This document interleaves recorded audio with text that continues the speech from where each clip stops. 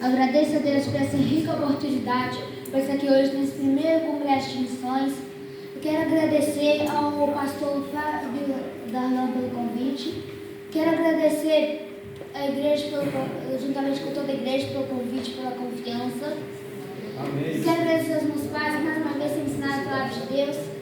E eu peço que os irmãos abram a Bíblia em Mateus, capítulo 9, versículos 35 a 36.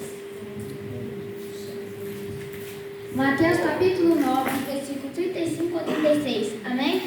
Amém. Assim diz a palavra do Senhor. E percorria Jesus todas as cidades e aldeias, ensinando nas sinagogas deles, e pregando o evangelho do reino, curando por todas as enfermidades e moléstias entre o povo. E vendo a multidão, teve grande compaixão deles, porque andavam desgarrados e errantes como ovelhas que não têm pastor. Os irmãos podem se sentar. Irmãos, antes de eu pregar, eu vou deixar o meu testemunho para a edificação da fé dos irmãos. Irmãos, os médicos eles haviam dito para minha mãe que ela não poderia ter filhos, mas Deus ele concedeu a minha mãe, a mim e minha irmã. Irmãos, os médicos disseram que eu iria nascer com um problema de coração, mas pela graça de Deus eu nasci sem nada. Os médicos disseram que iria demorar a andar, caso eu tenha o pé reto, mas pelo poder de Deus com um ano eu já estava andando. Graças a Deus.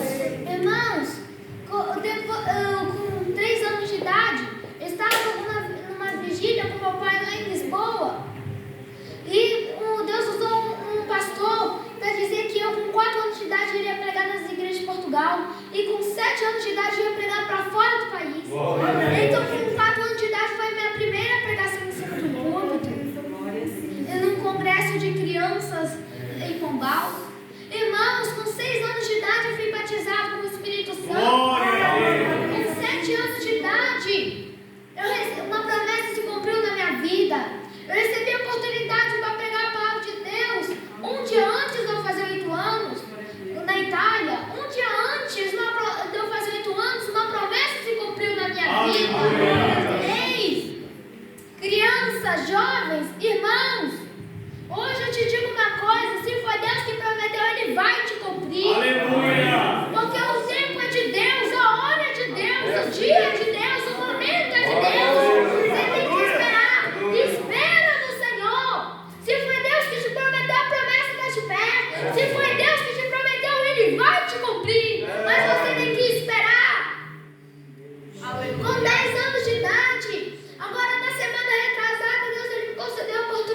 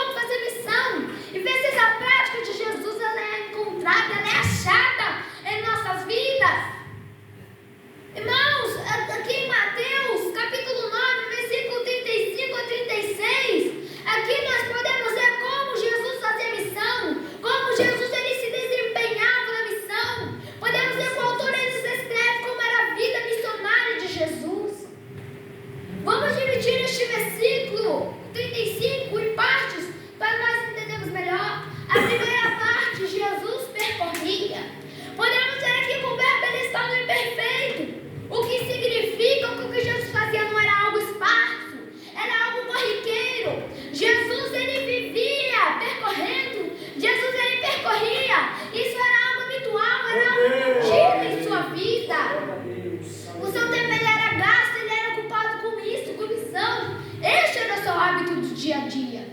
Irmãos, a segunda parte deste versículo é: Jesus percorria por todas as cidades.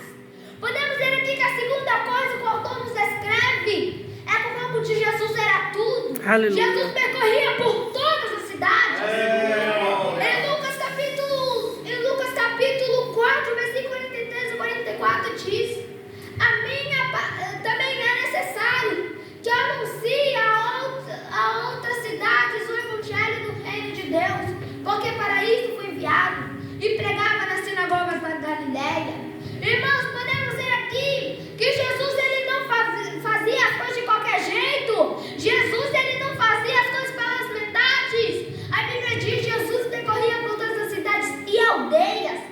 Irmãos, as aldeias na época não tinham status de cidade. Era um povoado onde vivia gente pobre. Lá vivia gente pobre. E nós podemos analisar que mesmo lá sendo lugar de gente pobre, Jesus andava por lá. E seu trabalho não havia discriminação.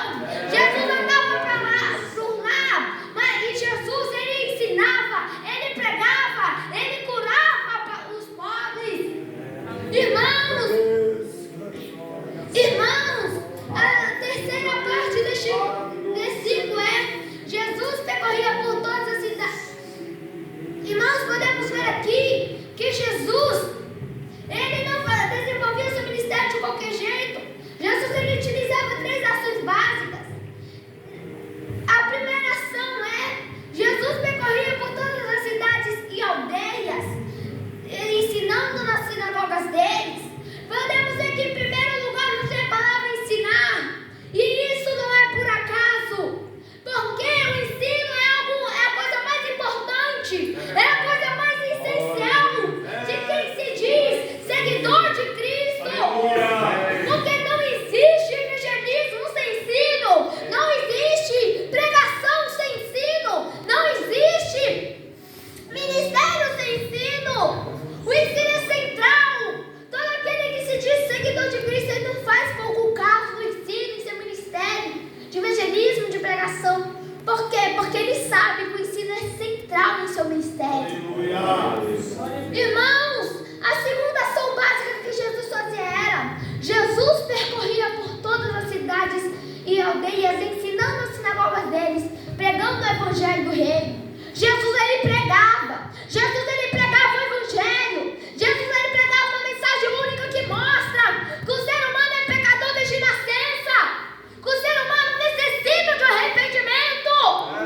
O ser humano necessita de um arrependimento, da confissão dos pecados, do amor de Deus, do sacrifício da cruz como o único caminho para a salvação. Irmãos, sem esta mensagem, sem cruz não há evangelho. A terceira ação básica que Jesus fazia era: Jesus percorria por todas as cidades e aldeias, ensinando nas sinagogas deles e curando todas as enfermidades e moléstias entre o povo. A terceira ação básica que Jesus fazia era curar. Podemos ver que o poder de Deus nas curas que Jesus fazia era algo presente em sua vida de missão. Irmãos, podemos ver aqui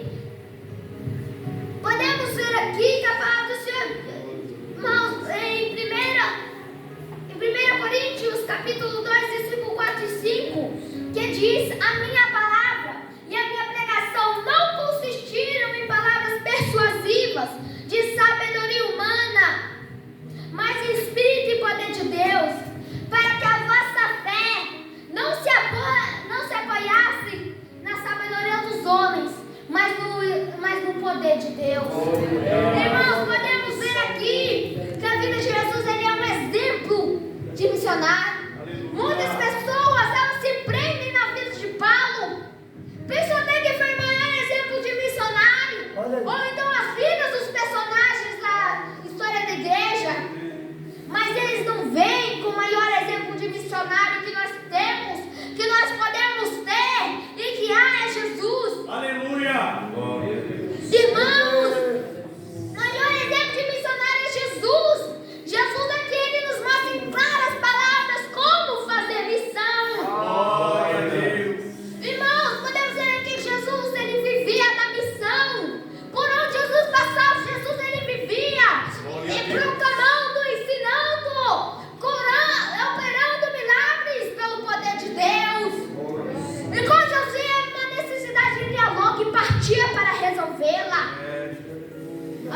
Aleluias. Irmãos, e Jesus ele ensinava para os seus discípulos como fazer missão, que é orando e indo.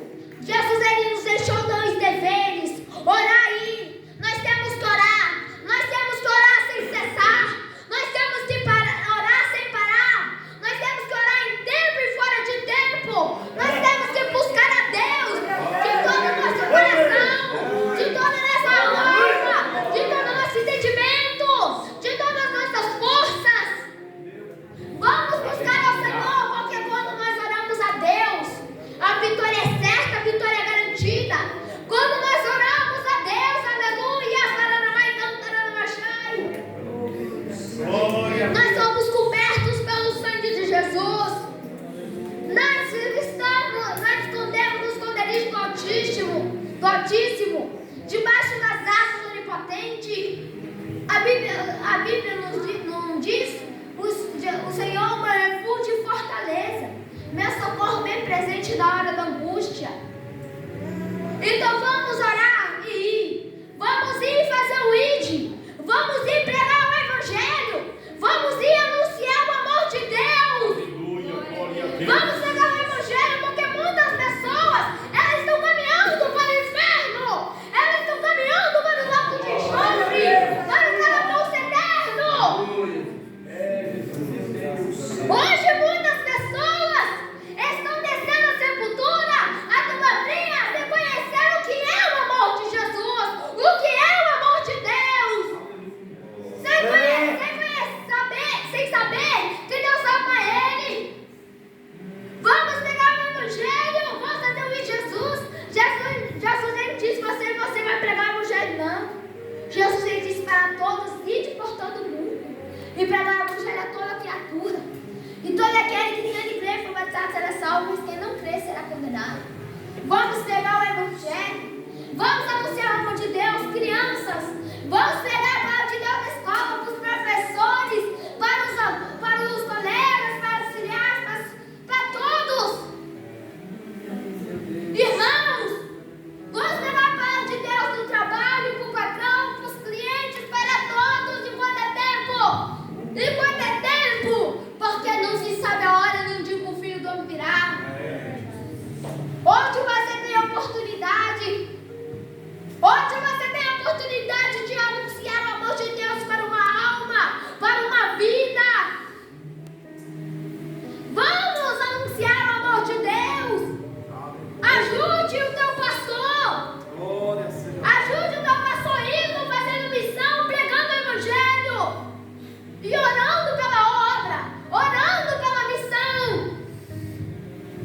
Vamos pregar o Evangelho, porque é grande a seara e poucos são ceifeiros. Glória a Deus, aleluia. Aleluia. Glória a Deus. Essa é a palavra de Deus que eu tenho para os irmãos. Agradeço a oportunidade.